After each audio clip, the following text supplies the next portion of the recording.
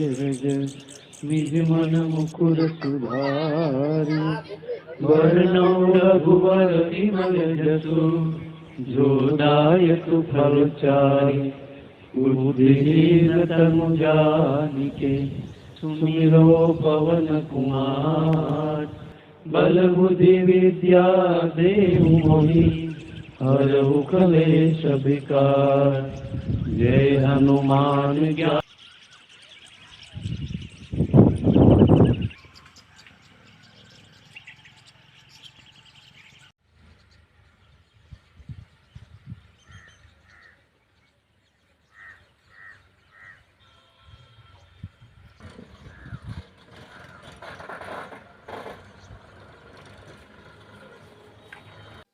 હાલો નમસ્કાર મિત્રો, હું છું વનાભાઈ। મારા નવા વિડીયોમાં આપ બધા દર્શક મિત્રોનું હાર્દિક સ્વાગત છે। અને આજે આપણે આવ્યા છીએ મારા ઝાંઝમેર ગામે મસ્તરામ ધારાએ, જ્યાં મસ્તરામ બાપુએ 12-13 વર્ષ સુધી તાજ તાપ તડકો વરસાદ બધું વેઠીને એકની એક જગ્યાએ બેસીને તપ કર્યું હતું। એ આ અમારું ધામ બની ગયું છે। હાલમાં અહીંયા રામકથા શરૂ છે અને આજે તમને મસ્તરામ બાપુની સમાધિ અને વિશાળ દરિયા કિનારો પણ તમને બતાવવાનો છે। અને અહીંયા એક દરિયાને કિનારે એમ કહેવાય કે પાતાલ ગુફામાં પાતાલ ખોડિયારમાંનું મંદિર છે। એ ગુફા પણ તમને અદ્ભુત નજારો બતાવવાનો છે, અલૌકિક શાંતિનો અનુભવ તમને એ ગુફામાં જાવ તો થશે। તો મિત્રો, રામકથામાં મસ્તરામ ધારાએ આવો તો આ ગુફાની મુલાકાત તમે લેજો। અને 500 મીટર દૂર છે મિત્રો મસ્તરામ બાપુની સમાધિ અને કથા ચાલે છે ત્યાંથી। તો આજે તમને વિશાળ દરિયા કિનારો અને એક પાતાલ ગુફાના અદ્ભુત દર્શન કરાવવાના છે। તો મિત્રો જોતા રહેજો આ વિડીયો તમે પહેલેથી છેલ્લે સુધી। જો મિત્રો, આ મસ્તરામ ધારા અને સમુદ્રનો કિનારો।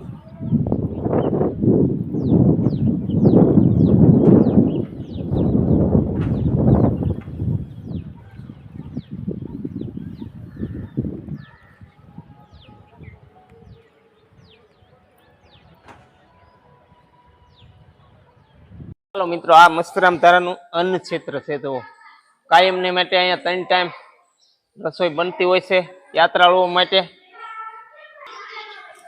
જો મિત્રો, આ રસોડું છે આપણે મસ્તરામ બાપાનું, અને આની અંદર યાત્રાળુઓને મહાપ્રસાદ એમ કહેવાય કે દેવામાં આવે છે। અને અહીંયા બધા પ્રેમથી જમે છે અને સામે જો બાળકો રમે છે સરસ મજાના, અને સરસ મજાની તૈયારી થઈ ગઈ છે। અહીંયા રામ મંદિર બની રહ્યું છે। જો મિત્રો, આ મસ્તરામ ધારાએ રામ મંદિર બની રહ્યું છે।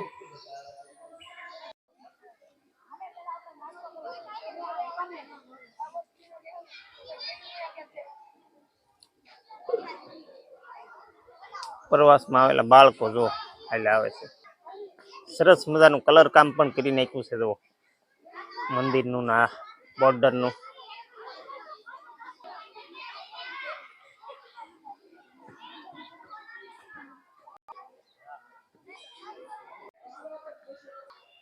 જો મિત્રો, મસ્તરામ બાપુએ 12 વર્ષ સુધી અહીંયા તપ કર્યું હતું અને એમની કૂતરાને રોટલા નાખ્યા કરતા, એટલે કૂતરાની પણ મૂર્તિ બાપુની સમાધિની બાજુમાં જ છે। તો આ જ જગ્યા છે મિત્રો, અહીંયા બહુ જ સારું વાતાવરણ છે।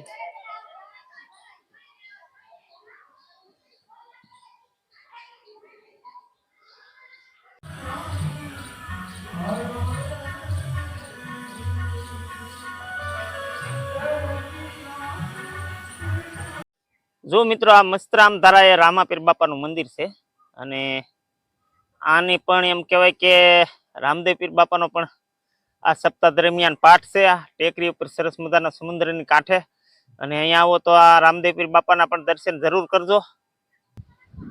જો મિત્રો, આ મસ્તરામ ધારાનો દરિયા કિનારો છે અને અહીંયા એની નૈસર્ગિકતા એવી સરસ મજાની છે કે તમે આખો દિવસ આ સમુદ્રની સામે બેસીને જોઈ રહો એવું છે। જુઓ મિત્રો, તો આ દરિયા વચ્ચે નાના એવો ટાપુ હોય એવું, પણ આજે દરિયો અહીંયા એમ કહેવાય કે કાંઠે આવી ગયેલો છે અને થોડાક પ્રવાસીઓ પણ છે અંદર જો આવેલા। જો મિત્રો આ દરિયાની નૈસર્ગિકતા છે, સૌંદર્ય અનેરું હોય છે મિત્રો દરિયાનું, તો બહુ મજા આવી જાય. અને અહીંયા મસ્તરામ બાપાએ 12-13 વર્ષ સુધી તપ કર્યું હતું. આ દરિયાની નૈસર્ગિકતા જો આવી છે અમારા આ મસ્તરામ ધારાએ, એ પણ તમને થોડી બતાવી દી.